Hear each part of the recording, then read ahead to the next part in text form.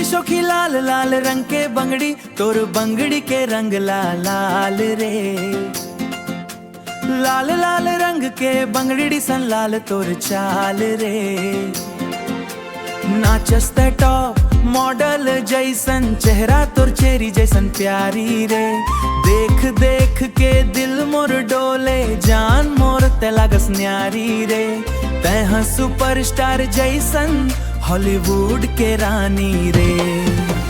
लाल लाल रंग के बंगड़ी, बंगड़ी के रंग लाल रे। तोर नाचियहु तोर मुस्कान, कर देते सब ला बेहाल रे। लाल लाल रंग के बंगड़ी, बंगड़ी के रंग लाल रे। तोर संग संग मनाचे बर, मोर मन होते बेकल रे।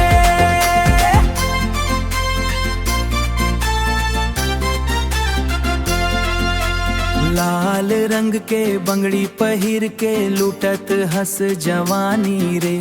मोगरा फूल जैसन महकस, रात रात भर नाचस रे।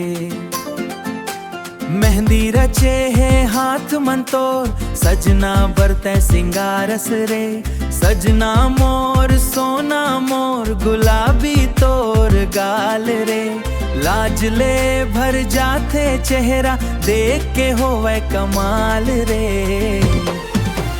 लाल लाल रंग के बंगड़ी, बंगड़ी के रंग लाल रे। तोर नाचियहु तोर मुस्कान, कर देते सब ला बेहाल रे।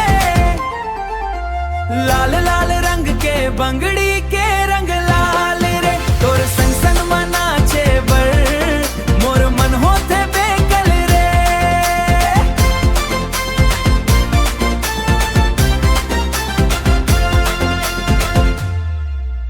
रेड बंगल ब्लैक गॉगल, फोटो खिंचवा था स्टाइल में। काला काला साड़ी पहिर के छा जाता शहर ये कायल में। क्लासी रोमांटिक तोर अंदाज दिल थे घायल रे। लाल लाल ओढ़नी ओढ़ के लगथस परिया जैसन सुखर रे। नाचत गावत संग मन तोर माया के बात बढ़ाए रे। लाल लाल रंग के बंगड़ी पहिर के सबके मन लुभाए।